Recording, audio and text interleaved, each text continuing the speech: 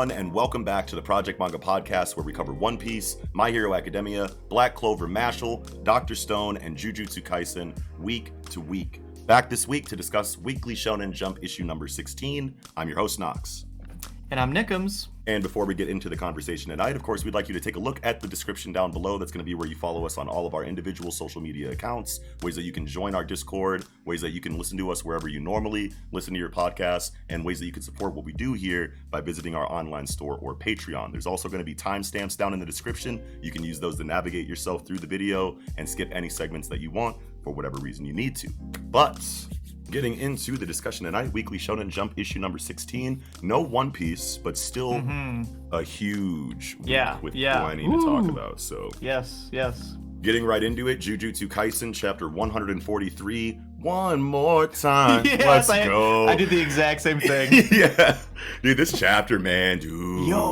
This chapter, bro. Very big, yeah. Lots of stuff we got this chapter, yeah.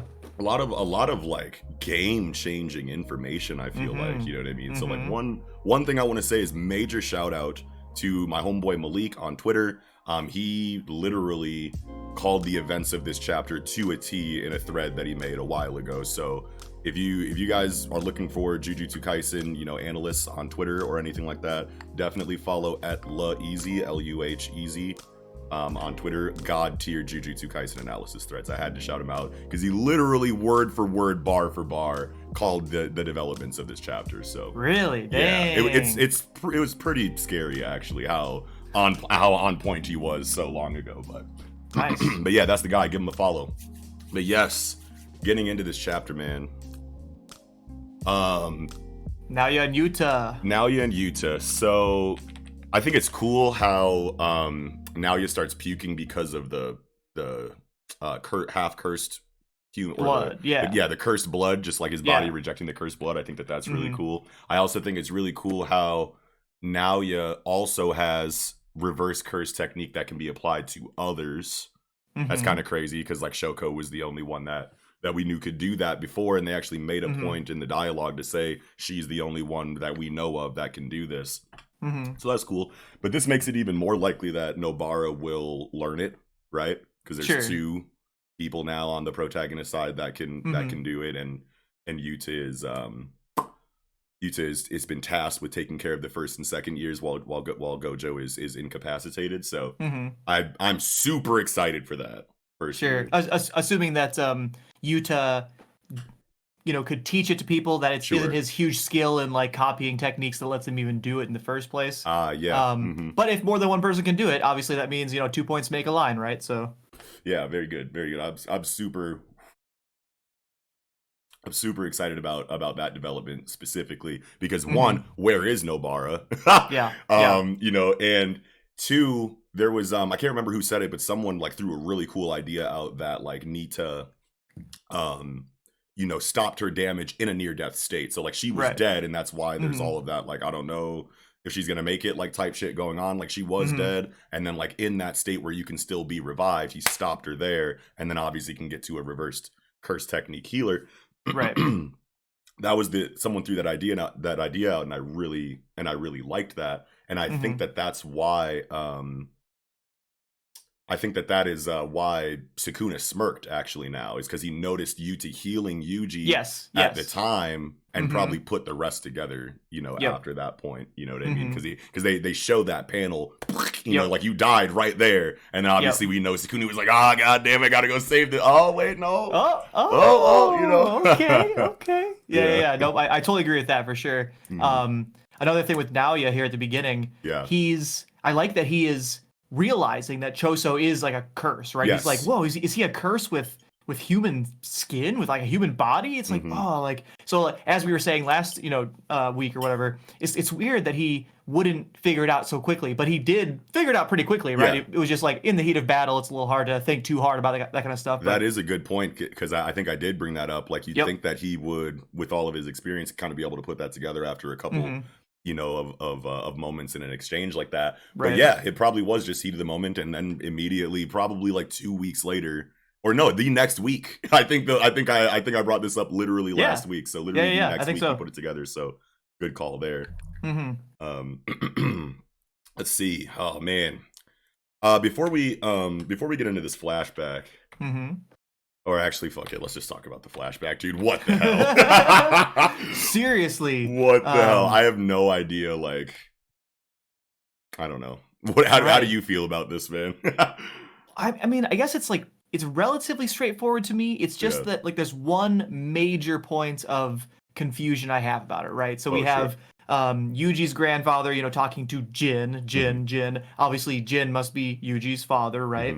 And then he says like, I know you wanted a child, and that didn't happen with Kaori, but her death was, and he cuts him off, or she cuts him off or whatever, in the next panel. So like, is this child not a child with Kaori? Like, is this person not Kaori, right? Yeah, and then also like, but her death was, right? So it's like, is Jin like being brainwashed here? Like, this person, what are you talking about? The Noritoshi Kamo brain-kun person, obviously. Is this Kaori? And Jin is being tricked. Like, he's like, oh yeah, this is Geto, my boy Geto, right? Essentially, right? But he's being tricked. And then this child with this brain-kun Kaori is Yuji. And so he's being tricked into thinking that everything's fine. Like, I did have a child with Kaori. Or is Kaori someone completely different? And this person, like this Noritoshi Kamo type person, tricked him or like seduced him or something, and like gave him the child he wanted, right? Sure. Regardless, it's like definitely Jin seems to be brainwashed here, or something. You know what I mean? Like, the way that I kind of took it was that Yuji's grandfather is talking about this woman. So I'm thinking that Kaori was the owner of this body before Brain took it, and then she died, and then Yuji's grandfather was like, "Why? How are you still here? You died," and then could obviously just see through some like extra shit, and is trying to tell Jin like, "Yo, man, like you were obsessed with having a kid with Kaori, but like she died, man, and you know that. You know what I mean? Like this woman, it's not her, but like you want to have this kid like so bad, like." You're gonna like you'll die. Like this is like a cursed situation. Like this lady is not supposed to be alive. Type shit is kind of how I took that conversation. But but there could be the possibility that Kaori is a completely different person, and that But I think that the confirmation that this is Kaori is that, like, as he's saying, I know that you wanted a child with her, but her death was, and then it gets cut off by like, father-in-law, what are you talking about? And then I'm assuming the continuation would be, I'm right here, I didn't die. You know what I mean? Yes. But so on the flip side, and I do agree that's probably what she means. Like, what are you talking about? I'm right here. But she also could be saying like, what are you talking about? I'm here. I'd like to be part of the conversation. What are y'all talking about? Yeah. I like it either way, because I mean, if Kaori is a different person, then that means that, like, I don't know. I don't know. You know, I was gonna say, you know, like, oh, maybe we get to know about, you know, like Yuji's mom, but it's like, no, this is Yuji's mom, like right here.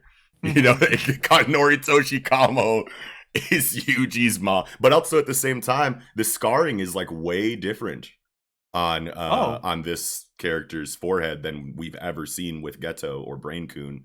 So I don't know why it's that different. Like, it's literally just been like a line with hatching, and then now it's like, you know, veins, much more pronounced. Veins, like scars, or something, or veins. And maybe that's just because could just be so new since he jumped into the body. Maybe that's what it looks like when it's like he just jumped in like not too long ago. I don't know.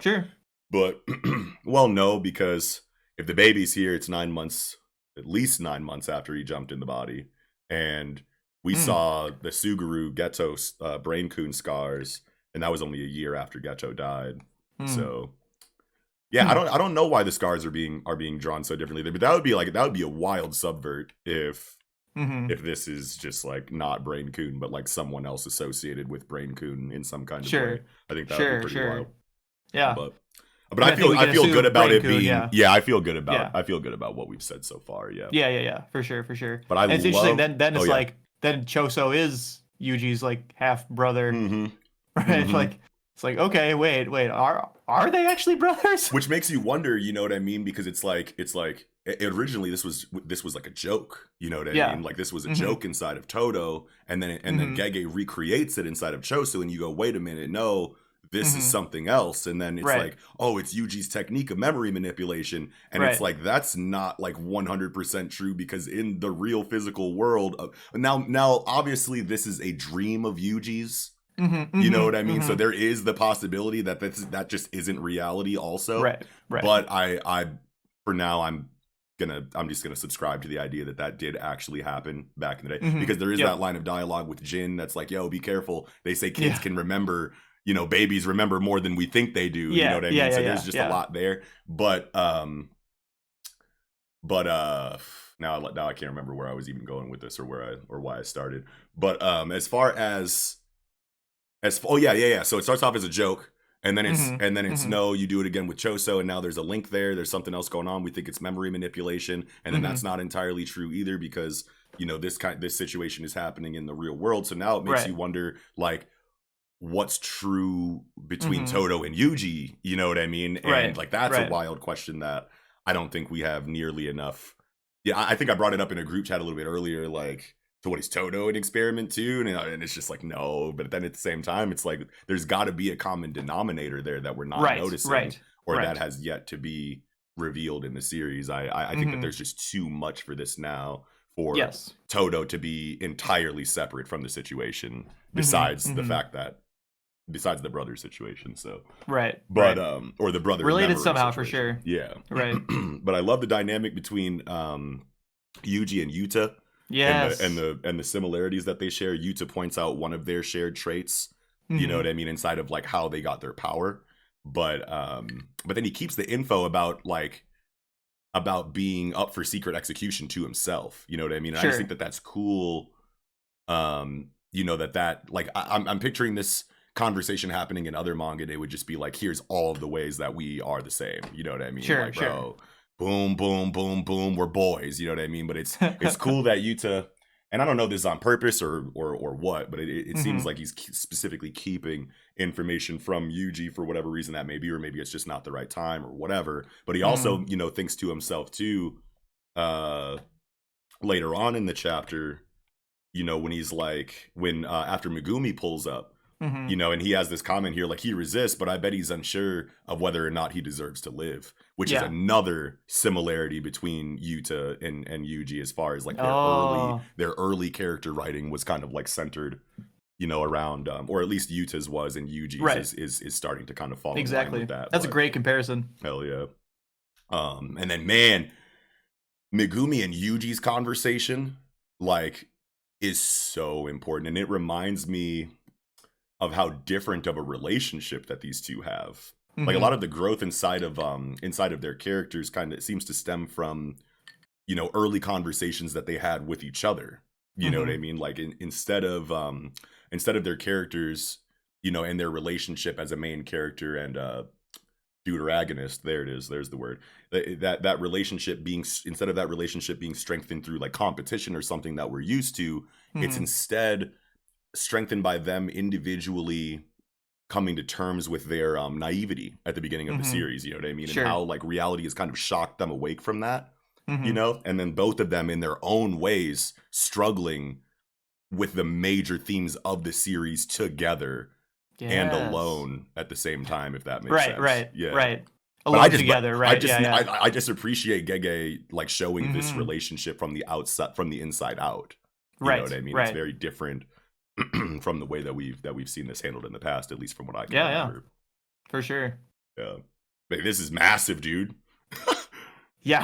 Like Megumi coming here to ask Yuji for help with Sumiki instead of just going straight to Sumiki says a lot too. And it's not even dialogue like on the page, you know what I mean? Like, there's so much going on right now inside of this, but I love this group here between Yuta, Yuji, and Megumi. Hopefully Nobara pulls up maybe next chapter or pretty soon. I think it's about time, you know what I mean? So this is need her back for sure. Yeah, this is about to be some shit, bro.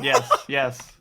Oh, so who is the person on 17? Not Sumiki, but this other person towards the top? Is that like Norito Shikamo or something, or a new character entirely? I don't know. I'm thinking it's a new character. If it is an older character, I don't know who it would be. Right. It could be a relative of a currently existing character. That could be cool, but I'm thinking that it's just an entirely new character. Yeah. That was my assumption as well. I just wanted to make sure like there wasn't someone obvious I was missing or whatever that was supposed to be. Yeah. Okay, how about this culling game? Dude, the culling game is so crazy right now, man. And it's like we kind of already got kind of already knew this was kind of being set up, you know what I mean? Like Geto kind of already like started trying to talk about it towards the end of the Shibuya incident, but seeing like it set up like with rules and like a game and like a title is really exciting. You know what I mean? It's like, man, and like just the rules too. It's like it's pretty straightforward. But I have no idea how to speculate on what I think is going to happen based on this information, because this is literally just no holds barred. Everyone that has ever existed in this series is probably pulling up to this. You know what I mean? So it's probably similar to Shibuya incident in that way. I mean, I could see some players not showing back up. Obviously, the dead ones, Mei and Ui are unlikely to show back up. But it's cool that even though it's a all hands on deck kind of situation, just like Shibuya incident was, the circumstances are so different that it doesn't feel like a repeat of, you know, last arc. You know what I mean? And who knows? It could be a completely different lineup than what I'm expecting as far as who's going to be relevant in this arc. But I mean, no one has to play this game unless you're one of the awakened people, right? So like, say for example, Yuji and Megumi, like they don't have to play if they don't want to. If they do enter this place, this barrier, then they are automatically, you know, put into the game. They are players at that point. But like we don't necessarily have to see many old characters necessarily. We could have a lot of new characters in these newly awakened sorcerers. Sure, and it makes a lot of sense actually for the newer characters that we know are there but just haven't really fully met yet. You know what I mean? To like kind of like pull up here and like maybe leave some of like the bigger Shibuya incident characters back maybe. But at the very least, we know that like at least the core main cast will probably all be involved in this. And then maybe other Zenin members that we haven't met yet. Other Kamos, you know what I mean? Other Gojos? I don't know. But you you never know. They did say that, you know, the Gojo clan was a one-man, you know, army of Gojo Satoru or whatever, but I still think we'll see another true Gojo somewhere in the story. But and man, what a good time. I know that like Yuta is kind of like interim, you know, caretaker of the cast in Gojo's position, but still, man, it's like if he's gonna be gone, now's a cool time, would be a cool time to bring in another Gojo, you know what I mean? Right. Even if it's not like, even if they're not even in like, you know, I'm gonna pick up where Gojo left off type shit, I would expect them to be like probably wildly opposite characters to Gojo. But yeah. The only other thing the question I had about these rules, is that the rules don't, to me, specify when the game's over. You know what I mean? Now, I guess like, did Noritoshi Kamo like say like the point of the game was to have one person standing at the end? Is that the point of this, or is it just to make chaos and train a bunch of new sorcerers, you know, to be out in the world and being bad or whatever? Because like it says like you need to join within 19 days. If you don't join within 19 days, then your technique gets removed. And if you join the game, blah blah blah, you can gain points. You can use points to make rules. I suppose you could make a rule that says I can leave the game now. But besides doing that, it just says on Rule 8, if a player's score remains the same for 19 days, that player shall be subject to curse technique removal. But it doesn't mean the game's over at 19 days. It just means within 19 days you need to kill someone, essentially. So is this like a permanent game, like for a long time? I think the reason why he's doing this game is to kill multiple birds with one stone inside of what he's trying to do, because obviously we know, well, no, because those were original Suguru Geto's motivations as far as like ridding, you know, cursed energy or ridding people of cursed energy or whatever. But okay, so I'm thinking that the reason why he's doing this is because he's trying to find a new body. Right. So he's trying to like have the strongest one come out at the end. And take it over. Yeah, or maybe it's just one. Maybe it's a group, and then he just takes the best one, you know, as the body, and then just has like a tight-knit, you know, like group of like the strongest cursed energy users, you know, like in the area, you know what I mean? Because he was talking about like just everything that he's been talking about like towards the end of Shibuya Incident just makes me think that this whole entire thing is for him to get a new body, and that's probably obvious.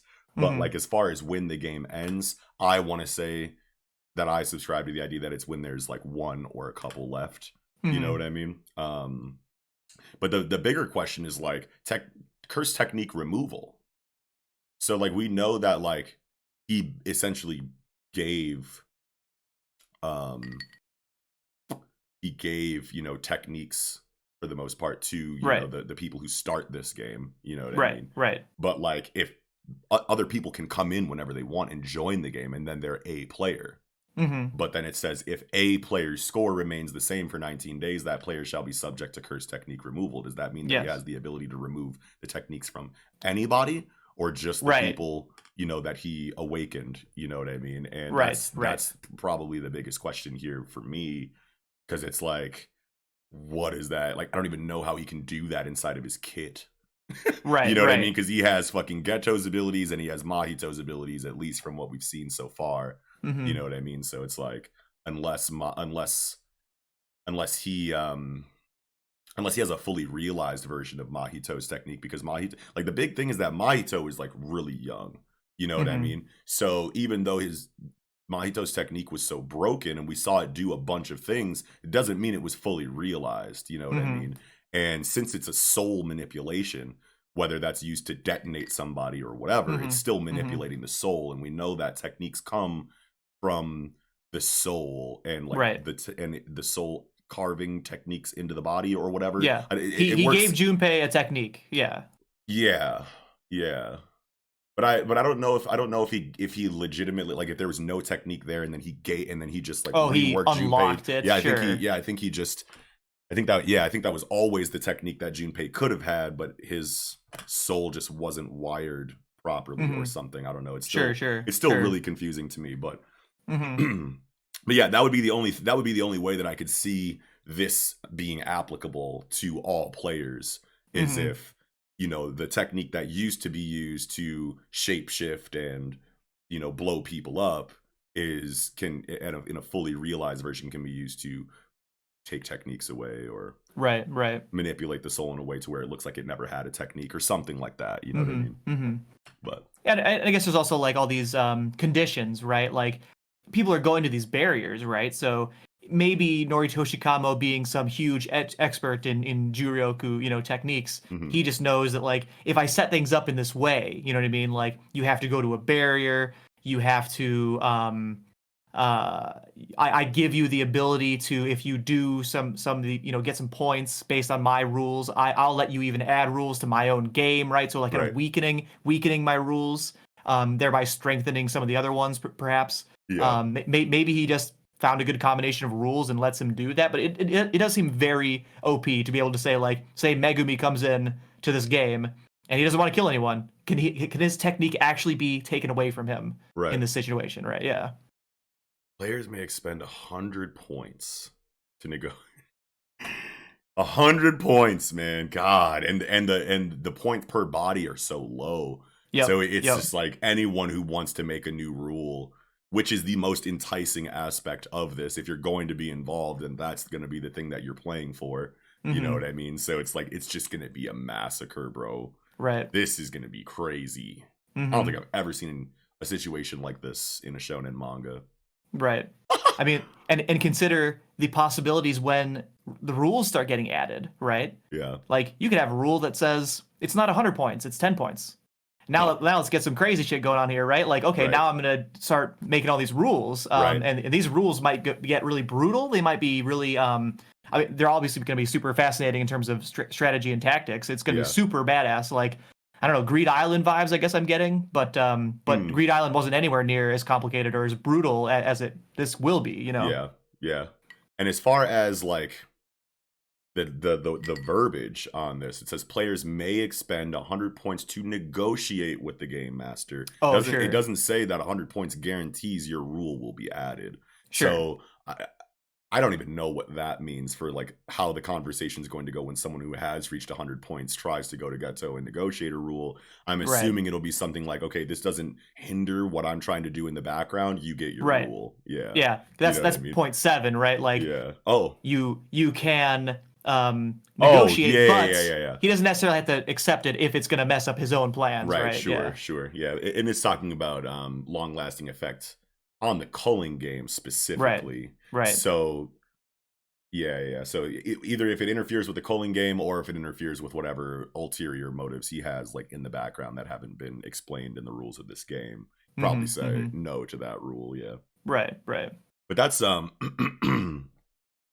wild, dude. Yes. I'm so ready for it. It's gonna be so cool. So this is a 19-day thing. I think it's gonna be more than 19 days. Okay. Especially since, say, Rule 7, right? Yeah.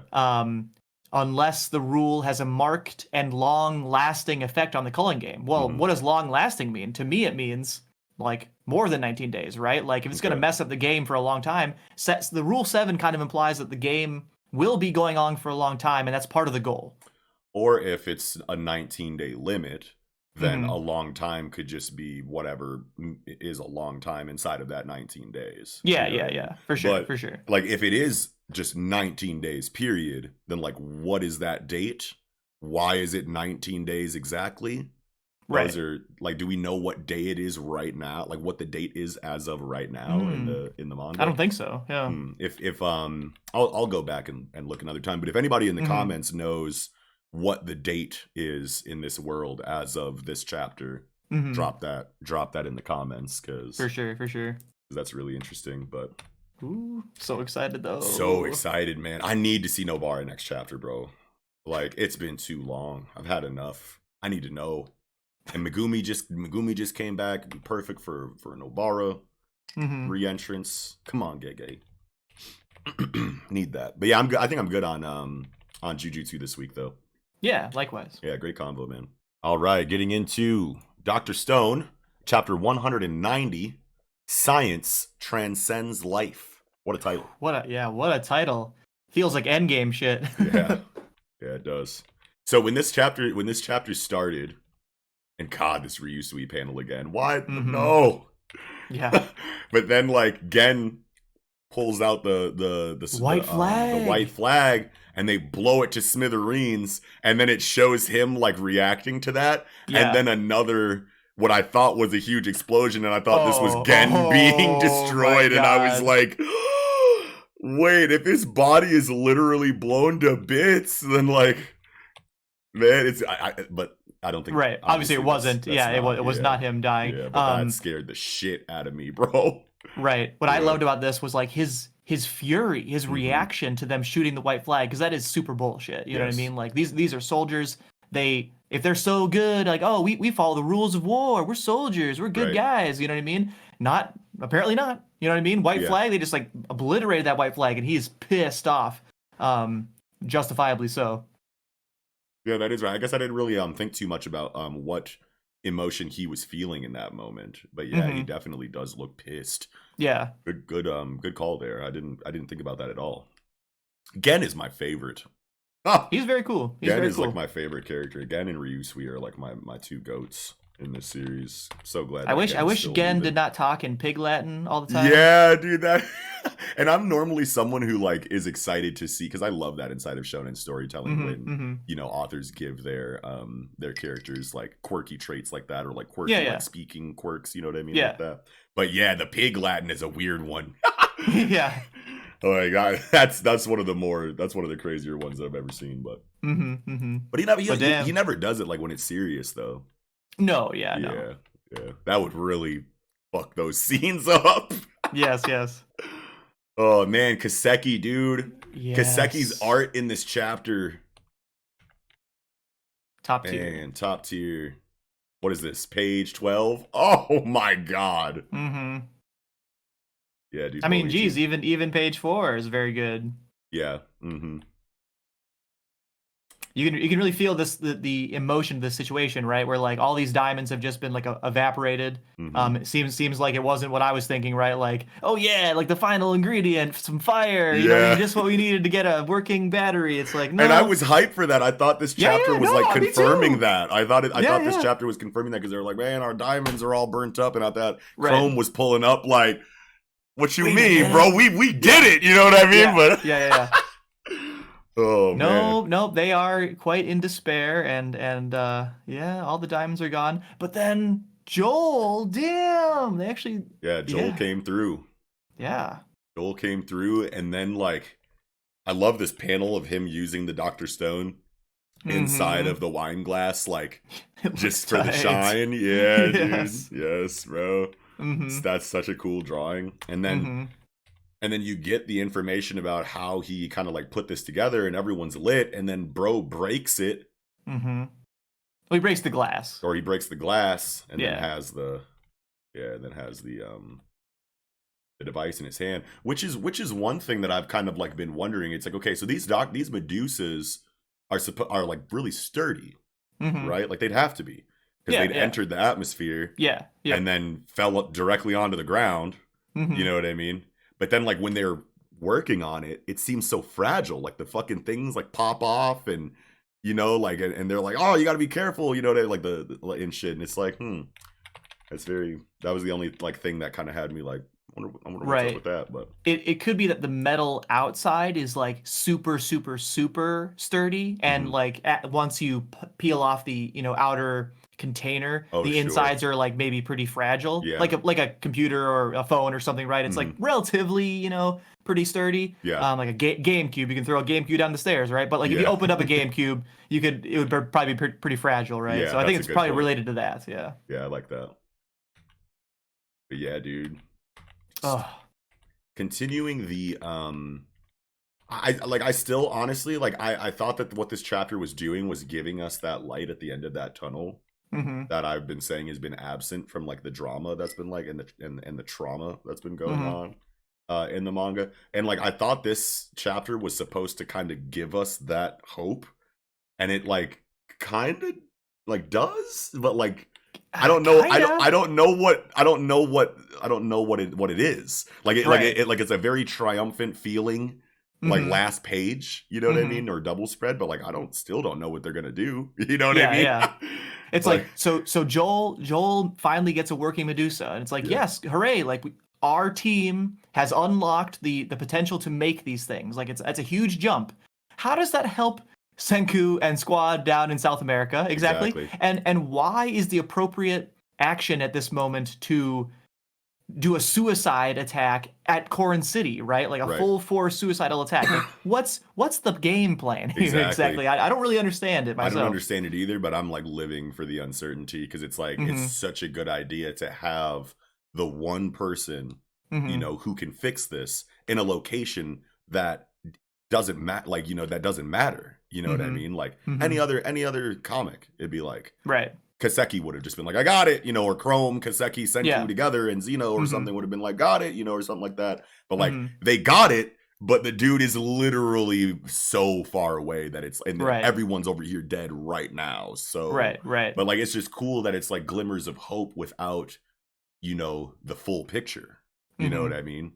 Because it's like, they're gonna do something with this. I know they're gonna do something with this, but I cannot for the life of me think of what it is. And I love that.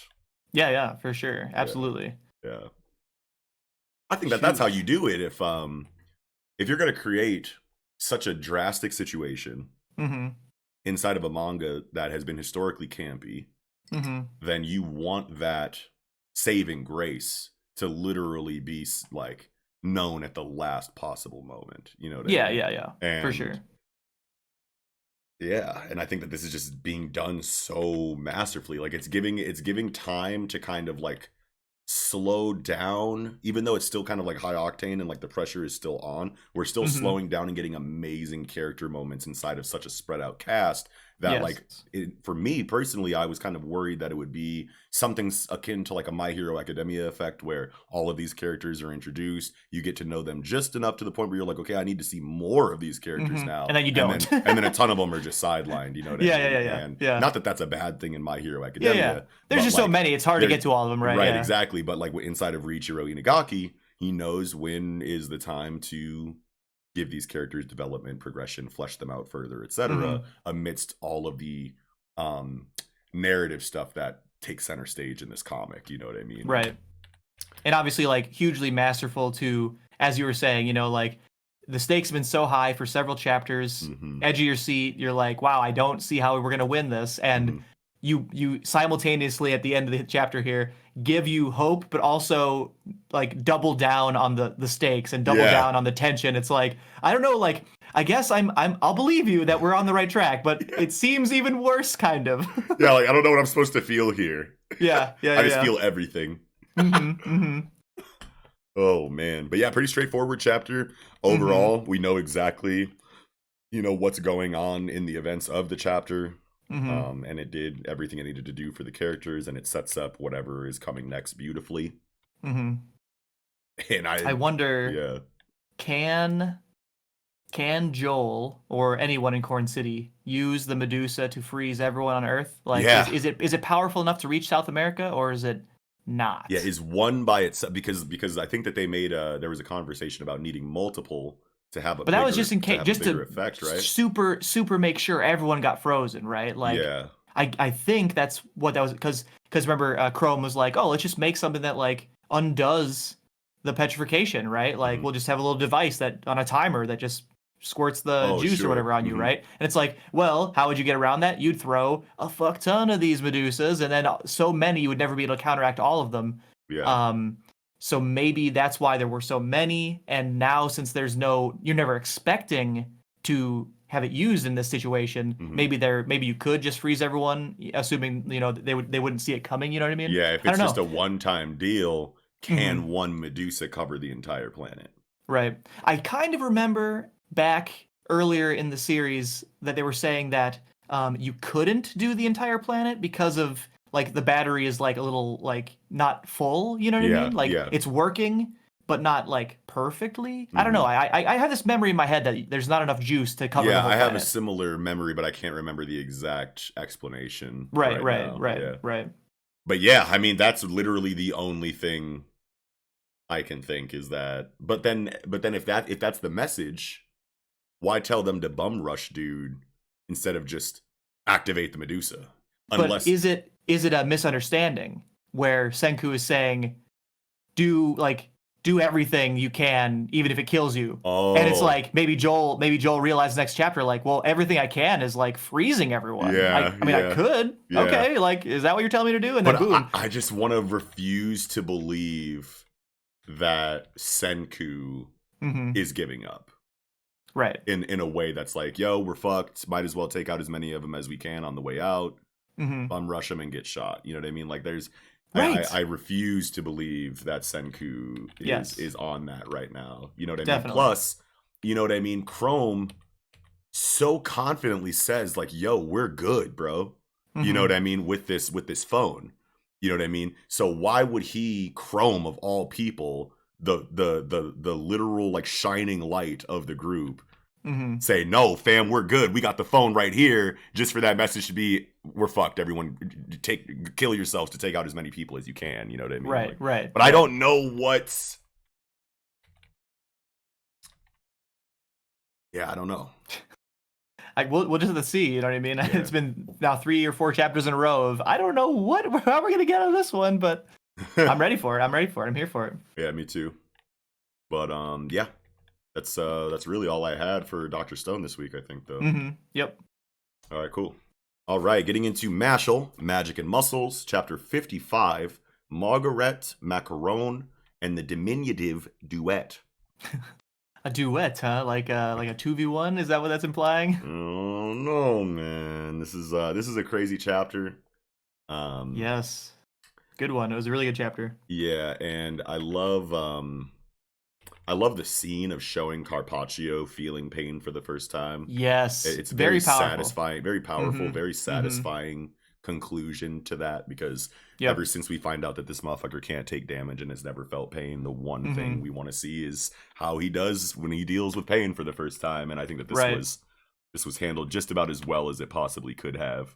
Right. I love like this internal monologue, like, is pain always this awful and frightening? Was it always? And then he thinks back to like attacking Finn so many times, and like he's realizing that Finn is so badass. He's like really impressed, like, damn, like pain sucks and you are really standing up to me. And then he thinks about what Mash says, knowing that, will you stand up against me as bravely as Finn did against you? And then on page 7, when Carpaccio is talking to himself out loud and saying, the difference in our strength is obvious, I'm utterly outmatched, I want to say he's referring to Finn. Yeah. He could be talking about Mash, but he's like almost answering Mash's question in his head. Mash asking, as bravely as Finn, comparing to Finn, can you stand up to me? And he says, yeah, I mean, like, no, the difference I'm outmatched. I'm outmatched by, I love that. I definitely thought he was talking about Mash, and he could be, but I love it for sure. Way better as him talking about Finn, bro. Yes. That's lovely. And I love the Margaret and Mash matchup. That is really exciting to me, because up until now, excluding like the Abel arc, I think is the only exception, Mash's opponents have all been like hyped up and dealt with like in the first confrontation. You know what I mean? Like first time meeting the character. You know what I mean? They're introduced, they talk their shit, they do their thing, and then by the end of that situation, however long it takes, Mash has beaten them. But like inside of Margaret, this is a character that we've seen already introduced as very powerful. We see that strength used. Then we see Margaret versus another wildly powerful character that's not Mash. And then he kind of loses or seems to be overwhelmed by that situation. Then we find out, oh no, it was just, because I had my people with me, so I had to kind of hold back. But like, I really want to know what that's about. You know what I mean? So there's just so much more going into this confrontation than any other confrontation that Mash has dealt with. And that brings a whole new level of excitement, to a series where you're like, Mash is just going to one shot, or, Mash is just going to make putty of this person. You know what I mean? And that could still happen, but now there's more uncertainty there than like ever before because of how much setup Margaret has had before confronting Mash. You know what I mean? So that great point. Yeah, great point. Is some shit. And then on top of what also kind of like amplifies that is the fact that we're getting Margaret's own personal power scaling metric in this chapter. You know what I mean? So you get dialogue where he's like, you guys are a Ray? You know what I'm saying? Like do, re, mi, fa, sol, la, ti, do. And I love that's his scale. That's brilliant. A literal scale is his scale. Yes, a literal scale is his scale.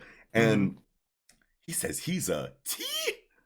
That I love that. I love if you like, Margaret is so confident in himself, right? And to say, I'm not even as strong as is possible, right? I think that's really great for showing how reasonable he is. He's not a bragger. Like he just knows he's very powerful. He's not saying I'm the strongest and no one could ever beat me. He's open and actually probably excited to fight someone stronger than him. He's just being matter of fact, like, for the record, like, I'm 5 times as strong as y'all. Right. And the fact that he recognizes a level of power above his own inside of his own metric makes me believe everything he's saying right now. Exactly. This is not arrogance. This is just understanding. You know what I mean? And he feels a lot like Hisoka after this chapter to me in this regard, with having his own personal metric on how he rates people. We have Hisoka's personality Nen Hatsu test, and then we also have him in the chairman election arc assigning points to all of the Zodiac members, which we could assume is like how many points he'll get to himself if he kills one. You know what I mean? So it's like I'm getting huge Hisoka vibes off of Margaret right now after this chapter. And plus, he's just like weird like that, and he's got face tats. You know what I mean? Like under the eyes, and obviously this is just Mashle. But like, I'm really noticing like hella similarities right now for Hisoka. Luckily, he doesn't seem to be cringy in the way that Hisoka is. But you know, but like that's just a cool feeling to get in Mashle, man. You know what I mean? Like this power system is really starting to come to life, dude. You know, and it's exciting inside of a Magic series because Magic series are so easy to just chalk all of the areas where you could introduce firm rules, you know, and make your power system a hard one. They just go chalk it up to the whimsical nature of magic, man. Yeah, you know what I mean? yeah. And it's like you see that in Harry Potter. You see it to a certain degree inside of like Black Clover, and a lot of fairy tale and other magic stories take this route very easily. But it's so cool in stories like Mashle and Radiant and Witch Hat Atelier that they make, and Magi, can't forget Magi, right? I mean? They make a point to go, this is a historically soft energy system, how can we harden it up, you know what I mean? Yes, I'm always going to be appreciative of that. Hell yeah. And I love how you said the magic system is coming alive, because we get wolf magic in this chapter. Yes, and I think that's super interesting. Like wolf magic. I create wolf heads, and they'll bite you or something, you know, like, I thought it was beast magic at first, and he was just using wolf. But like then, from Black Clover. But then it specifically says wolf magic, doesn't it? Well, it says like the attack is wolves, and then someone says wolf shield. I don't think it was ever said like this is wolf type magic, but it seems to be wolf magic. Yeah, it does. Yeah, first I don't know why. For some reason, I thought, I know that Margaret is as powerful as the last divine visionary candidate, but the two of us has gathered 3 gold coins apiece. We're top class. We can't lose 2-on-1. Yep, there's no dialogue that says, I could have sworn it said wolf magic, but yes. So I'm still here. I think this is beast magic, and he's just using wolf spells. Oh yeah, right could be, definitely be. But I mean, like, just having like the beast magic affinity in Mashle is cool, if that is what it is. You know what I mean? Because I love that kind of shit, dude. You know what I mean? So I hope that this isn't just like a one and done concept. You know, and this dude just gets stepped on with his wolves, and then that's it. You know what I mean? Right. But I also don't think you introduce animal magic just to only show us one animal. Yes. Either we're gonna see a later magic that's like, I don't know, hawk magic, lion magic, lion magic, or we'll never see this again, and it's just beast magic. You could probably assume, right? I don't know. I don't know. I like that Margaret against these two uses attack, you know, sounds, ray, a drop of golden sun, you know, it's like oh damn, I like that, you know, like Mary Poppins or whatever that movie is, right? Can't wait to see these scenes animated with Margaret. I want to know how they're gonna do this, man, because it's like either there's just gonna be amazing OST from the actual soundtrack in the background, maybe Margaret's theme plays. Sound of Music, not Mary Poppins. Sorry. Continue. Sorry.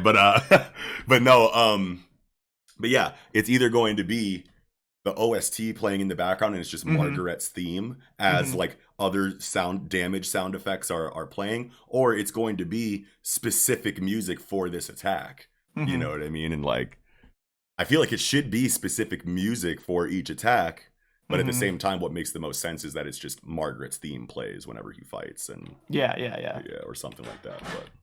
But yeah, that'll be cool to see for sure. Hell yeah. Oh my. Oh me, oh my. I think that's really all I had on the chapter this week.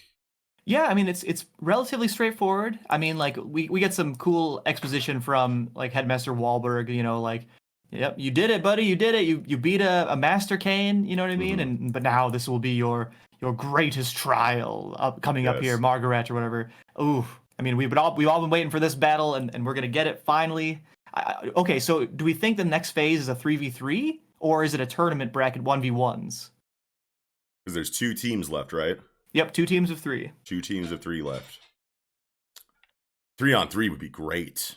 I would love to see how a 3v3 would go down in Mashle, right? Especially if Mash is like involved, because if it is, right, like you can the way that you kind of like can do 3v3s is you either have it like legitimately be a 3v3 where attacks are exchanging among everyone involved constantly, or it's a 3v3 in a big space and all of the fights are isolated anyway. You know what I sure. mean?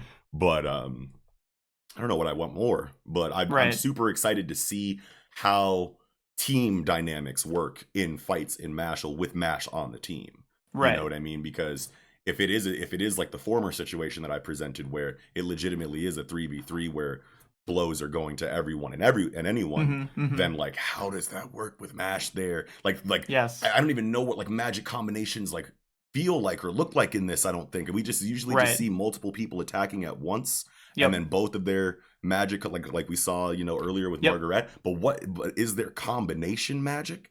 Sure. You could probably assume. You know what I mean? Another thing to consider if it is a 3v3 is that I forget who the third is, but it'd be Margaret and Lance on a team. Is it? Oh. Yeah. Lance is still in it. He's on Margaret's team, and there's one more. I forget who it is, but so the team that was taken out was Carpaccio and the two. Yeah. Wait, no, Lance and Margaret and someone else versus Finn, Dote, and Mash. I think so. I'm pretty sure. Shit, I forgot who else was on Margaret's team.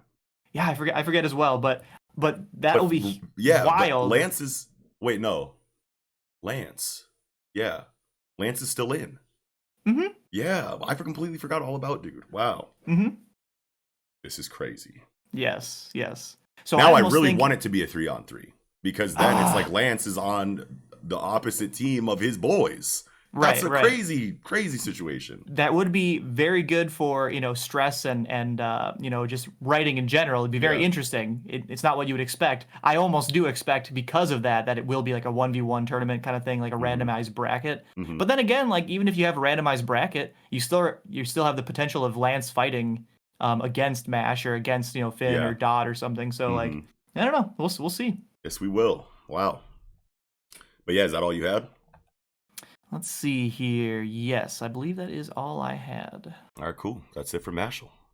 All right, getting into Black Clover, chapter 286, A Night with No Morning. I gotta say, I absolutely love this chapter. I thought it was incredible. Like one of the best, I'd say, maybe, I don't know, I'm not gonna say the best chapter of Black Clover, but it's in my top 10 probably. I really like this backstory. This is cool. Yes, this is up there. In my favorite chapters too. This backstory is amazing. We knew that he would slam dunk this. This is Tabata's real bag to me. You know what I mean? And obviously we can't have this without anything else that he does. But like this is like my favorite area of like Tabata's work is fleshing out these characters and giving them this development and this pathos. You know what I mean? Like this is what this is to me. This Black Clover, it's tons of really cool ideas. You know what I mean? I think it's cool how it's confirming kind of like what I've been saying since the first time we found out that Noct had a brother, is that the idea that I had was that back then I think was that like the one brother was like super by the book, pro establishment. The other one was like a rebel, and then like and then something happened to the brother, and then Noct decided to take up that mantle out of respect for that will or whatever. But which is essentially kind of like what's being confirmed here. But the really cool thing is that they gave Morgan light magic, which I think I was like, man, how come I didn't fucking you know what I mean? Like, come on, dude, he's got shadows, man. Like, damn it, so. I love that, but I feel like my emotions were being pulled all over the place during this flashback, though, because it's like, okay, I love like this kind of like drama, you know what I mean? Because it's like, okay, my brother was perfect, you know what I mean? I sucked, he could get along with everybody. I'm introverted, whatever the opposites are there, but he's like, I'm the black sheep. Naturally, he thinks he's the black sheep. He starts dressing like a. What did I say last week? David Bowie in Labyrinth. Yes, Labyrinth, you know what I mean? Like all of this rebellious stuff that like is shown in his demeanor and in his character design and all of these things. And then it moves into the family, and it's like, oh no, the family sucks. I like wasn't ready for the family to suck. You know what I mean? Yes. And then it's like, oh wait, the family needs me because I'm not the black sheep. You know what I mean? Yes. I'm the actual good like son that's like meant to carry on this like family's like will and like lineage. So I'm like, yes, go Noct, you know what I mean? And then he's like, and then Morgan pulls up like, yo, you're doing some shiesty shit down here. He's like, I don't care, the devils are great, and I'm like, oh no, Noct sucks again. And then like and it's just like so messy and amazing. Yes. You know what I mean? Like Ooh. I and then love it. after that, to go back and forth, you know what I mean? Even further, after that, then we get this beautiful, like, I really loved you, brother. Yeah. You know what I mean? Like, I loved seeing you shine. I loved seeing you do good things. And I thought if I was going to be next to you, I'd just be holding you back. Yes. I'd be covering up your light. I'd be defiling your light. And so it's like, I really did like you. I really loved you. And now I feel super bad. It's like, it feels because so it's so good. easy to just write off Noct's character, especially from his aesthetic and demeanor, as jealous of Morgan. Yes. But it's not jealousy. It's just a bunch of little subverts, like little mini subversions, like all throughout this chapter, which is crazy because all of the information really kind of exists inside of this flashback. It'd be one thing to subvert expectations that we've had for X amount of time, but like you built up all of the expectations and subverted them in the same chapter, you know what I mean? And that's just crazy to do in like 20 something pages anyway, and have it actually feel like a complete story. So shout, like, big props to Tabata for what he's doing in this chapter right now. But like, totally agree. The messiness going back and forth of like support and like, you know, eyebrow raising like towards Noct, you know, is just like so well done. And for it to end on that positive note after so much back and forth going back into the arc, it's just like newfound, like, Noct, you better fucking pull this off, dude, because it's like you can't die now, you know what I mean? And I think that was the point, you know, obviously, but it's like, man, bravo. Absolutely. I wanna talk a little bit more about this scene on page like 4 or 5, right, where the family reveals like, hey, we're the House of Faust, and you will inherit the house, right, because you do shadow magic and we do shadow magic, right? But I love this page 5 because I'm not a big fan of like we do evil things for no damn reason, right? Like, we're evil, like as the family seems to be, like, we're evil, we're bad, this is what we do, we study devils and we're bad, and that's trash. But this for this guy who Noct, you know, who like he's been the bad boy his whole life, and he knows that he's being bad, right? He knows that his brother is a good person, that and he knows like he, like, as you were saying earlier so well, right? Like, he thought he was the black sheep. Yeah. To have a character be given, here is your opportunity to embrace everything about who you are, right? Yes. Like, you're a bad boy, that's okay. You do shadow magic, that's great. That's actually perfect. I mean? Yeah. and you can see like on the bottom left of page 5, right? He's sweating. He's sweating because he's nervous on the one hand, like he's nervous because this is bad. But on the other hand, it's like relief. Like, yes, like I actually do have a place I belong. You know what I mean? I can be me and be happy about it. This is a way to have a character who's bad for no goddamn reason, right? This is beautifully done. If Noct end up bad here, I'd be like, wow, okay, I believe that. That's believable. That's what I was going to say, you know, and last week I think I made a comment about the villain situation inside of Black Clover, and how I was wishing that there was a villain, you know, that had a little bit more depth than what we've seen so far in the Spade arc, that would really just round, you know, everything up, you know, as a great chapter or as a great arc in my eyes right now, like a really, really good one. We just need one amazing, you know, villain. And I feel like this shit is all worth it. You know what I mean? And like this kind of backstory, you know, like you were saying, it like give this to a villain. You know what I mean? Yeah, like I love it inside of Noct, but like do this again this well, but make it a villain's fucking origin and make it lead into their motivations. You know what I mean? Like, like, and Tabata can do that. Patry was amazing. Patry Licked was amazingly written. Right. Do it again. Like, we're 300 chapters deep. Yeah.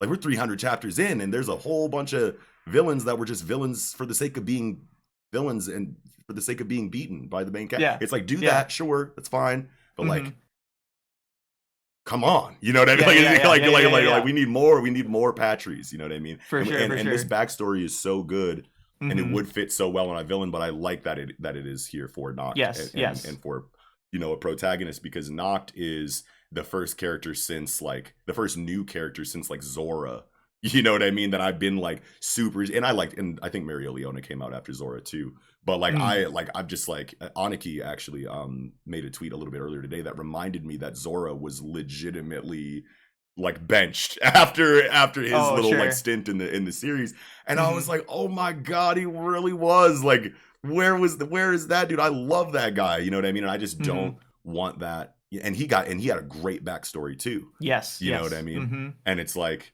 I don't want Noct to, you know, kind of meet the same fate, especially after another slam dunk backstory like this. Sure, you know what I mean? So I mean, I think it's very possible, if not likely, that he will die. I mean, I don't know, like characters do die. They do.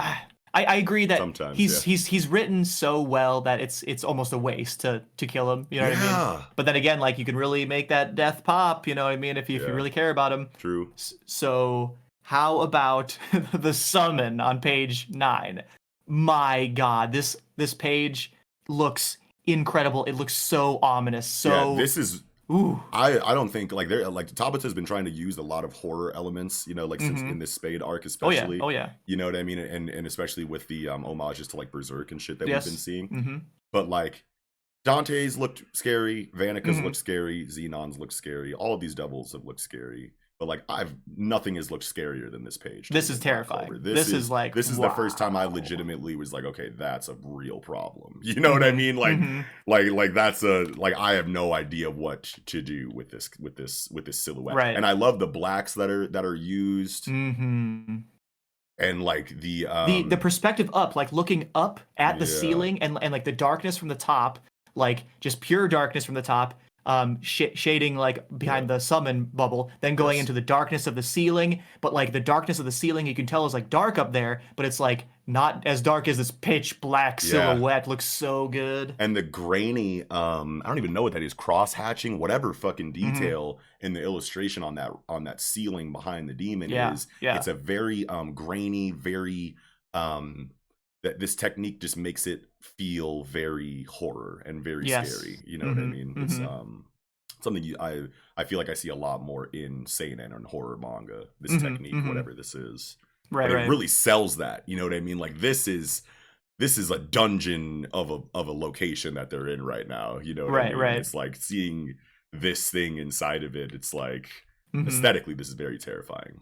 For sure. If you did encounter, we were mentioning Berserk and like seinens, right? Yeah. If you did encounter this thing in a seinen manga, page 10 would not be. This is pretty cool. Like everyone in the room is like disintegrating or something, right? Evaporating into shadow or something. I don't really know what's happening there, but they're all dying, right? Yeah, dude, in a seinen manga, there'd be like blood and limbs and guts everywhere as this devil just like obliterates everyone with his presence or something. You know what I mean? Or just like, I don't know. It'd be super wild, but I think this is a well done for a shonen where you can't really go too gory, you know what I mean? But it's still terrifying to have all these people like disintegrate. Yes, and it plays into and one thing I want to say is that I love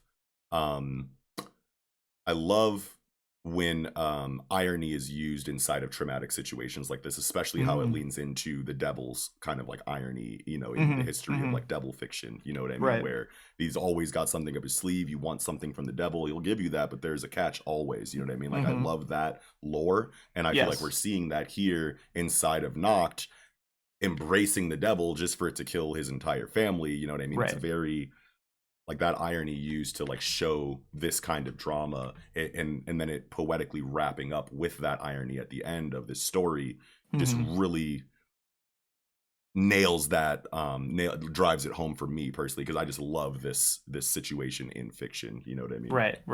Yeah. So here's a question I have for you, going back to page 8. When Noct is saying, "Here and now, I'll surpass my limits." Like that's like the Black Bull's like motto, right? Like everyone says that. Did he get this from Yami? Like is this like kind of all tying into like why he really dislikes Yami, because Yami and Morgan became such good friends, but he was Yami's friend first. Right. You know, and maybe he learned that phrase from Yami when they were friends, and now he's using it here, kind of like seriously, but obviously like as a quote unquote bad guy. And then at the end of the chapter, obviously like saying, "I never thought I'd say this again, but here and now I'll surpass my limits," as you know, in the present day. I mean, I don't know. That's a good question. I wanna say, he probably, he was probably like, okay, Yami says this all the time. I don't really fuck with all that. You know what I mean? That's a kind of That doesn't apply to me because I don't have any limits to surpass because no one cares about me and I don't care about anything. But now he's been given a reason to care about something, and he's like, okay, I'm a genius with these devils. I'm awesome. I'm the best. And then the parents are like, well, here's the best devil then, you know, and he's like, oh shit, I finally get to say the thing, you know what I mean? Surpass my limits. And then boom, it turns into what it turns into. And then now at the end, he's like, he's probably, after that, he was probably like, man, fuck Yami and his surpass my limits bullshit. Look where it got me. That's probably why he hates it. You know what I mean? But then now he's like, hey, no, this is what it really meant. You know what I mean? And now he's saying it again. This is the best surpass my limits I've seen in this and the reason why, like, and we clown surpass my limits on this show, but this is the best one because it's the first time that surpass my limits was shown as being like a negative thing first. You know what I mean? It was a detrimental like situation when you surpassed your limits the first time. You know what I mean? And now you're showing growth in your character as you surpass your limits, besides just needing to surpass your limits in the moment. There's actually something from history that it's kind of tied to. So these are the kind of plus ultra surpass, like these are the kind of moments where that really hits. You know what I mean? Yes, absolutely, 100%. I thought it was really interesting on page 7 that the family is talking about, okay, the underworld is ruled by 3 devils. Okay, that makes sense. That's what we figured, I think. But gravity, time, and space. What do you mean gravity, time, and space? I thought it was gravity, curse, and space. But this is which one is the time devil? You know what I mean? I think Megikula. I think this is saying that Megikula isn't one, or at least at this point in time was not one of the 3, or has never been one of the 3 rulers. Or maybe the curse is time. Or maybe the curses are time related because because weren't there time bombs on Vanika's henchmen that were fighting Luck and everybody in the other area? Oh no, she just detonated those herself when she was done with them. She just said never mind, boom, and then popped them. And to me, like, you don't say gravity, time, and space, which makes so much sense, right? Like how do you make a world, right? You need gravity to keep you on the ground, you need space to exist in, and you need time for movement to occur. You know what I mean? Like these are fundamental aspects of reality. Curses aren't, you know what I mean? Like there's no need for curses to put together a universe. So it could be that Megikula has, gone up the ranks over time since this time, right? I just thought it was interesting. You know what I mean? I'm super stoked to see the time devil because time is always confuse me too. Intense. And I instantly just assumed that it was talking about Megikula, and it was just an aspect of her power that we hadn't seen yet, or something like that. But it did say curse magic. Yeah. Very interesting. Yes, very, very interesting. God, how do you fight any of those things? Like actually, right? You know what I mean? To be fair, the only way that it's possible to fight the space one, right, Xenon's devil, is if you're blessed by mana, right? Like, because he controls the mana within the space. So so the mana has to just like you more. It has to just like you more, right? So like, really, you really can't fight them. You know what I mean? I mean, with gravity, even Jack is able to counteract gravity. Jack, because Jack also has one of those like Magic the Gathering style, descriptions on his ability, where it's like you can really, if you take that literally, he can. It makes all the sense in the world that eventually his magic will cut through the gravity pinning him down. It can eventually cut through anything. You know what I mean? So even something like time and space eventually. You know what I mean? So there's that too. But we saw what happened to Jack that is a good point. I think Yami could also probably fight the space devil, right? Because of cutting dimensions and stuff. So interesting. Assuming Yami makes it out of this alive. But that is cool though that like Tabata introduces, threats that seem impossible to beat. But then we know in the back of our minds that there are ways in the lore already written in on how to beat them. You know what I mean? It's not just I get the strength that I need to do it in the moment. You know what I mean? The Jack stuff actually made a lot of sense. You know what I mean? And there are times where it makes a little bit less sense. You know what I mean? But it's good to know that there are those things in place somewhere in the comic. You know what I mean?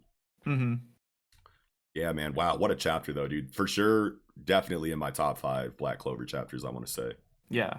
very, very, very good. Beautiful. I really have nothing bad to say about it. Right. It's which is for Black Clover, for me, like that's really saying something. Lot, like I really don't have anything bad to say about it. I love the entire thing. I was very interested. I could have had this flashback go twice as long, and I probably would have loved it just as much. Yeah, I mean? Like if this was a couple chapters, I would have been here for it. Yeah. Right, but in its condensed form, feels really good. The pacing is very good, and obviously, like we don't want to detract too much from this huge stakes and battles that are going on. Like we do want to get that, keep that going and everything. So, but I do like that Tamata took some time to slow down here, though, amidst all of this, because pacing is one thing that we do kind of like rag on him for. You know what I mean? And this kind of I don't know if it's awareness or what, but this was just a great injection right here. You know what I mean? Hell yeah, man. For sure. But yeah, is that all you had for Black Clover? Yeah. Great. Very good. Yeah, man. All right, getting into the final chapter of the night, My Hero Academia, chapter 306. The final act begins. Oh my goodness. Just that title is immense, right? Like, wow, I mean, I wasn't really seeing that coming. Yeah.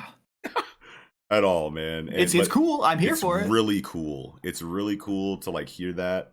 And I feel like, I don't know, I feel like Black Clover might be ending, too soon. You know what I mean? It feels that way. It definitely feels that way. I don't really know what else obviously Tamata could just do whatever he wants, but as far as the information that we have right now, or as far as the information that I can remember right now, it doesn't seem like there'd be too much left. So that's crazy because these two came out like 10 chapters apart. You know what I mean? So if they are both in their ending phase, that's pretty crazy. Yeah.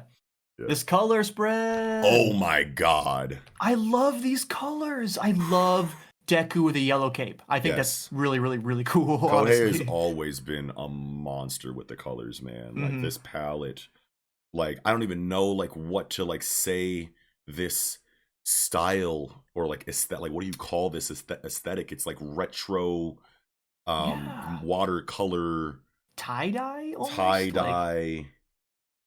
I don't even know. It's amazing though. It looks so good, and I love. Obviously, Shigaraki has had this aesthetic of like the frayed cloak for a while now. But I love Deku also getting this kind of like frayed cloak cape kind of thing, right? Because this represents Rogue. Yeah, sure. But also like shit has hit the fan. You know what I mean? Like shit has hit the fan. Like the world is almost a dystopia now, or almost post-apocalyptic, right? Like the villains have done such a heinous thing to the world that like now like the stability of society is in question, and it makes a lot of sense for Deku to have this kind of like Akira, kind of vibes of like the frayed cloak, and now he's like solo hero. You know what I mean? Like I just love it. I just love the aesthetic. Very cool. Yeah, the tone shifted into a situation that I feel like is like the best case scenario for the story right now. You know what I mean? 100%. We thought a million things at the end of the Paranormal Liberation Front War. We thought even more things as new information started to like come out as far as what was happening for the future of My Hero Academia. And now that we see like kind of where we're at for real, now that the dust has legitimately settled, holy shit, is this like not only not what I expected, but just like shattered whatever expectations I had. Even in like what I felt I wanted the most from this story, it's going a direction that is just amazing right now, and I can't wait to see what it's trying to do, because it's like, man, Deku leaving UA and just going like what's like seems to be Rogue. You know what I mean? Like he looks like he's standing on the top of this gargoyle in very Batman fashion right now. Oh, 100% reference, right? Yeah, Batman overlooking Gotham type shit is exactly. Like, the fact that it's on a gargoyle is what really sells. Like, if he was just standing on the corner of a building looking up, that could be anything. But just the fact that Kohei's such a comic book nerd, and it's legitimately on a gargoyle, it's like, it's gotta be Batman. But he's standing here and he's looking over the city and he's like a giant villain. Like, he's gonna go like run up on it. Like, he's just like, fuck it. I'm about to just start going and taking down villains, willy-nilly, you know what I'm saying? With no direction, you know what I'm saying? That is amazing. I wonder if we're gonna get exposition about what he learned, or how quickly we'll get the exposition of what he learned in the One for All space. Right. One for All space. Yes. Because like he leaves UA, right? Yes. He doesn't need UA, honestly. You know what I mean? At this point, probably like, not. Yeah. What would UA teach you? The skills you need to be a hero and the mindset you need to be a hero. He's always had the mindset. Yes. He's almost always had the strategy and the skills, like the strategy of how to use abilities. He's always been good at since day one. Yes. You know what I mean? With his notebooks and planning out, like, oh, if I had this quirk, or if I was managing these heroes, here's what they would do. You know what I mean? Yeah. He's always had that, and he's always had the heart. And now he has the abilities, after learning in the hyperbolic time chamber of his, all for one for all space. Yeah. I just feel like it makes total sense for him to leave UA. Like, why? What would he need exactly? I never even thought about it like that, but you're spitting, bro. Like, what really more does he need, besides, things that teenagers need at this point in their life, like camaraderie and like social, stuff. But it's like that's but that's all out the window like right now anyway. Like, the world is about to end, son. Exactly. You know what I mean? So it's like what like Deku does not need UA right now. I'm trying to think of like, man, there could be something you could say, but you kind of just went down the checklist and it's like, man, like he's there. You know what I mean? Like, but and he obviously has more room to grow, right? There's no way that he's the number one hero right now, and there's no way he's fully realized as a hero. He's only But was UA 16. going to be what fully realized him entirely? No, absolutely exactly not. No. What is going to do it is him going out in the world, assuming now he's healed. You know what I mean? Like, maybe he can even heal himself, and now he like has no reason to worry about using his ability. Something like that. He seems pretty confident. Confident and unhurt. You know what I mean? Yeah. Ooh. Yes. April. Do we know how much time passed? I don't know. We could go back and see, but because that's a big timestamp right there. You know what I mean? I feel like that says a lot about some things, and man, I wish I would have remembered how long April means, you know what I mean? But I mean, we can assume that if it says just a month, that like it's at least a month later. Yeah. But it could be months. You know what I mean? If they're gonna use like just the word April there. You know what I mean? Right. But either way, I want to say that it's like no more than a few months, right? I want to say that the raid on like the Paranormal Liberation Front thing was like in like December, January, I want to say, but maybe it was even in March, like somewhere in that range though, right? I don't think it could be that long. But if it is a month, you know what I mean? I think that is long enough for him to heal like enough physically, given like Recovery Girl and like so like he could be up and moving around. Granted, he wakes up, he could be up and moving around a month or two later, so that's fine. Yes. But like doesn't mean he necessarily has a healing quirk. The arms though is like the big thing, because it's like he still has like really good functionality, whereas like before it's like he smashed his hands, Recovery Girl kissed him up, but it didn't really heal him fully. To the point where it was like, if you use these again, like you'll lose your ability to just use them, period. Not just fight with them, use them. And he obviously went farther than he ever has before with his arms in this last fight. And he's still able to do things like grab his cowl and move his hands at all. So I think you're onto something with this healing quirk, because, if continuity says that he should not have any mobility in his hands right now, in his arms right now, you know what I mean? So I think that's good, and it makes sense. If this is if he's literally supposed to be a Swiss Army knife of a hero, then yes, regenerative healing factor is necessary in a one-man army in a world like this. You know what I mean? So flight is also another one that made a lot of sense. Black Whip, it made a lot of sense from a crowd control standpoint, and just the Spider-Man reference that was necessary there. Everything makes sense. You know what I mean? So healing factor is like one of the last things that I could think of that are absolute necessities if he's going to have multiple powers inside of his kit. Like, this is real, like no dispute. This is number one hero right here. You know what I'm saying? You got all this. Like, yeah. But wow, bro. Yeah, I like that. He's literally doesn't need UA anymore. He has everything that he needs to do everything that he's trying to do. He has the shared one for all space as his kind of like coach. He can't learn anything from UA anymore. And now he's like, well, the world's going to shit anyway. You know what I'm saying? I might as well go out here, and I know that they're trying to organize a way to deal with all this stuff, but I'm just going to take my insane capabilities and my new mindset and just go make the difference right now while everybody back home is doing what they're doing. Right.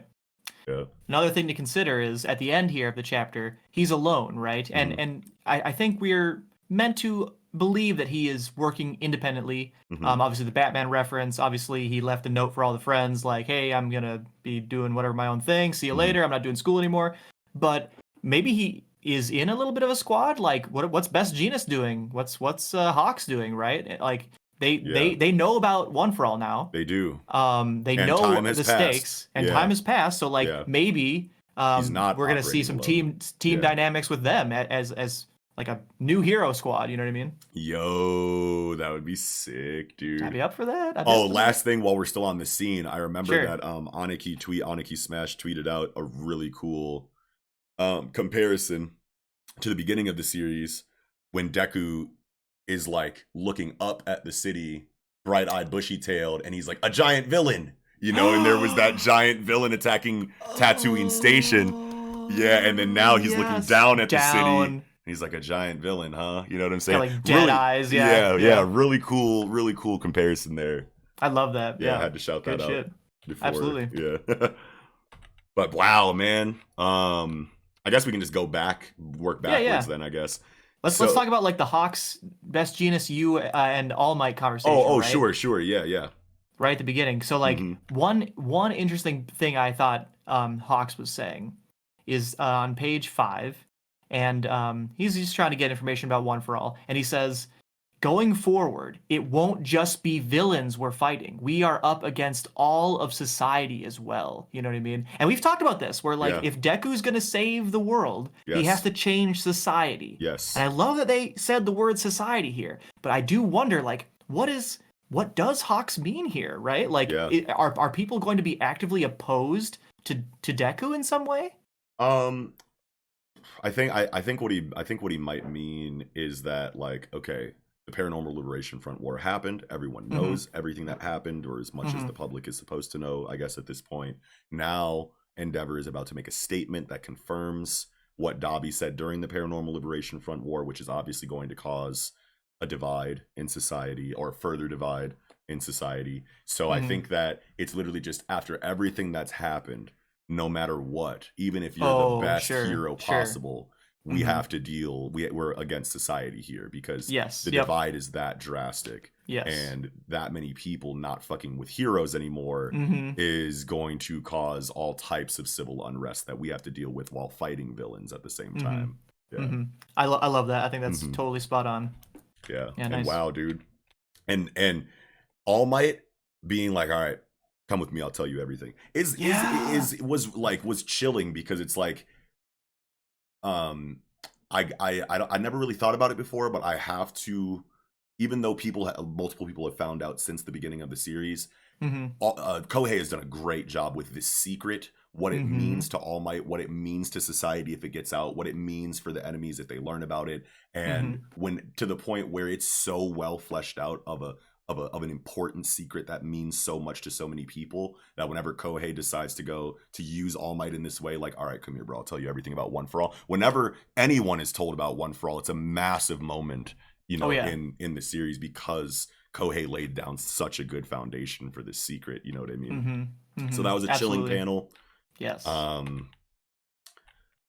Press conference. The press conference scene went exactly how it was supposed to, in my opinion. Like, this was the perfect press conference scene, you know what I mean? And the dialogue inside of it, you know, like, this is how you do it. It could have just very easily been like Endeavor, like, all right, I suck, hey, the jig is up, you know what I mean? And then everyone being like, fuck you, Endeavor, and then him like walking by with like Best Jeanist, like patting him on the back, like, you did the right thing, bud. But they're involved. It's a conversation with the people, and not just an announcement, you know what I mean? And because there is a lot of nuance to this, and whatever side you're on with the Endeavor situation, like, he's speaking facts during this, outside of the confession.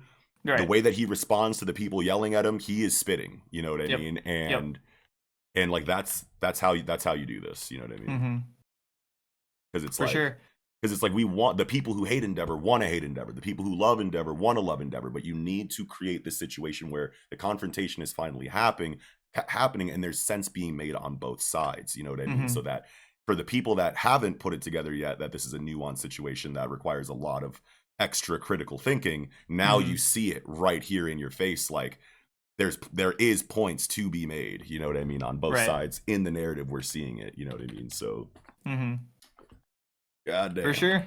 Yeah, I mean, like, I don't know if I'm like overly pleased with it, where Endeavor's wound up at the end of all this, right? Like, you know, I probably would have preferred he was negatively impacted a little more, but I mean, he definitely has gotten his reputation absolutely destroyed. Yes. The whole world, at least all of Japan, knows that he's a bad guy, and he admits to doing bad things. And I guess I just hope he is not too much of the focus of this final act. Yeah. Right. Yeah. Because as on page 14, where he's like, I want all of you to just watch me. You know what I mean? It's like, I don't care what you want. You know what I mean? Like, yes, let's go out and help people and go be a hero. Yeah. But like, I'd rather Deku be the guy, right? Or I'd rather be anyone but you be the guy. I hope you're helping, but like, I hope it's not, super my Endeavor Academia. You know what I mean? Yeah. Absolutely. I 100% agree with you on that. And then going into this, Page 15 is crazy, because it's like if you're not going to kill characters, this is how you show the stakes, right? Yes. It's like, look at Mirko. Mirko looks like such a fucking badass right here, bro. Oh my god, just pulling the fucking like tourniquet strap with that like badass look on her face, with the fucking like patch on the forehead and like the scuffs everywhere. Still love Mirko. But then like Wash and Mount Lady and Aizawa and who is buddy over here? That's Kamui Wood with no hat. Kamui Wood, that's his hair, probably. The leaves. Oh my god! All right, that's cool. Sure. That's really cool. I love that. Yeah, that's got to be it. That's spot on. That's amazing. But this page though, you know what I mean? Not only are you feeling the stakes inside of society and how they're reacting to the entire thing, which we talk about all the time, but also you're just seeing like Aizawa's got an eye patch. Mirko's, obviously we know she's missing an arm, so that's got to be something cybernetic to some degree. Wash with just a single tear, when we've only ever seen one facial expression from Wash the entire series, is massive, dude. You know what I mean? And it's like, these are the heroes that really meant it. You know what I mean? With all of these heroes leaving, you know what I mean, and all of these heroes being outed as clout chasers, you know what I mean, and shit like that, and then you see the real ones here with all this damage on them. You know, and you could really feel the trauma and the weight of what just transpired in their expressions. Yes. You know what I mean? And it's such a colorful array of expressions. You know what I mean? Yes. Like Wash with the single tear is huge, just because we've only seen him look one way the entire series, so you don't really need much there. That's massive. Obviously Aizawa has an eye patch, and then very different, but he looks like pissed. Yes. You know what I mean? But determined. You know what I mean? Determined. Pissed but determined. And then you have Mirko, you know what I mean, who just looks like badass. And then you have Kamui Wood, can't even see his eyes covering his mouth. It's such a but it's all, stemming from that same source. You know what I mean? It just shows like what a massively emotional and traumatic situation this was. Yes. And I think they're handling it very well, right? Yes, like you don't come out of that without some trauma, without some introspection. Mount Lady looks like she's really thinking about a lot what of she wants to do. You know what I mean? Like, and obviously, she's in this page implying that she's one of the heroes. One of the actual good guys who really give a shit. But she definitely seems to be thinking a lot about it. You know what I mean? Like, and you also don't not think about it, right? Like, tons of people died, right? Like, any of these people could have easily died in that battle. So it's not, you don't go out into the streets again fighting villains lightly. Yes, exactly. Yeah, dude, this chapter does so much. Did we know that Best Jeanist' neck was this long? So that's so hilarious, right? Because like thumbed back over the and I'm like, wait a minute, we have to address this. Well, so it's hilarious because go to page, say, 4, right, where he's wearing his traditional outfit, right? Yep. I've literally seen a joke like picture of Best Jeanist of like what is under his long ass like collar, right? And then like, is his head just super long or is his neck super long, right? And here we have it's his confirmation. It's his neck, and it's like, he looks so weird. I don't understand it at all, but yeah, that's fine. And on top of that, it's like I want to say that we've never noticed because of the jean outfit, obviously, but then you go to on page 4, and let perspective of him like in the middle, like from like zoomed out, and it shows him from the side. It's like you really see it right there, even with the jean shit on. You know what I mean? And it's like. Bro, if I go back through My Hero Academia and like see that his shit was always like this long, I think it has been. But I feel like it's a perspective trick most of the time, because it's like obviously on the top right of page 4, you see that his shoulders are already kind of starting. You know what I mean? Like where Hawks's like hair meets bandages, that's Jean, or where you know what I mean, or no, even like above that, even like where his hair like actually comes in contact with Best Jeanist collar. That's like where I feel like his shoulders are, at least in that drawing, and then like it's not that long up to his to the top of his collar. You know what I mean? So, but at the same time, it's like if it's just me not noticing, but it seems like it would. But it seems like the evidence in the history of the story, if you go back and look at him in the jean stuff, it seems like he's always in angles that don't really show the height of his neck, except for like right here in this middle panel on page 4. But obviously we can go back and see. But that just blew my fucking mind, dude. I was like, what the fuck? If anything, it like just like clears up that one huge question that people have had. Like people have had this question, obviously, right? Like as I said, I've seen joke pictures of like what does it look like under there? Yeah, we ain't never seen this man's chin. Oh my god. Oh yeah, dude. But wow. Trying to think. Was there anything? Oh yeah, Uraraka, man. So Uraraka's got like quite a bit of setup here. You know what I mean? Because like obviously we have gotten multiple just like raw emotional response panels from Ochako. In regard to like the events of the Paranormal Liberation Front War and the events preceding it, you know what I mean? So I feel like Kohei is setting up some really big stuff for Ochako. I don't know what that's going to look like, you know what I mean? But I'm excited for it because like this has kind of been cooking, for a while. Yeah. But so I mean, when you have this cooking for so long, like, can you end this story without them getting together, right? Like obviously she likes him and obviously he likes her, right? And like is now the time where like now that they both have their own motivations completely sorted out. I mean, Uraraka I think has more solidification to go, but obviously Deku knows what he's doing. Right. And Uraraka now she's unlocked to be able to go in whatever direction, and I think we can assume she'll go in the hero direction. And it's this page on page 17, the bottom page 17. We have this kind of narration. If you define a hero as someone willing to suffer in silence, then who is there for them when they're in pain? And Uraraka is there for Deku when he's in pain, right? So I feel like just setting up at least direct communication between them, you know what I mean? Like they're gonna meet up again, and they're gonna address this probably at that time. Yes. But so like it could either be like a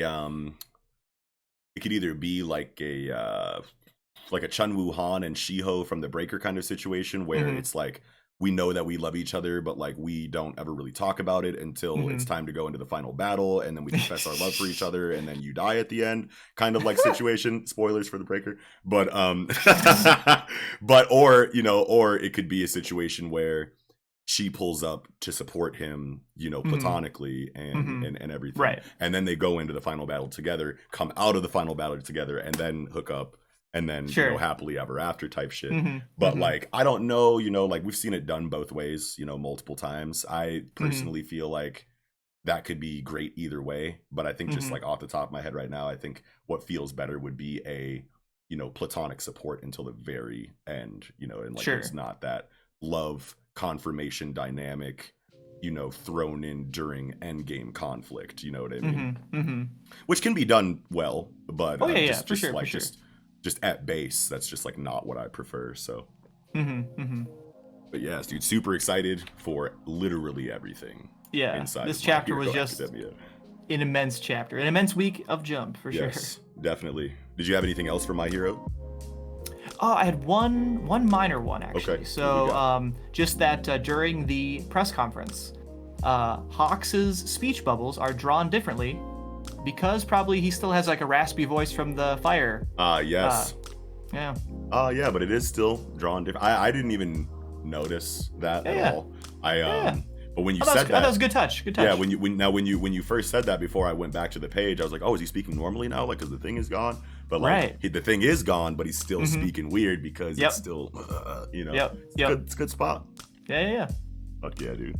Well, I think that'll do it for this episode of the Project Manga Podcast. Incredible conversation, Nick, once again.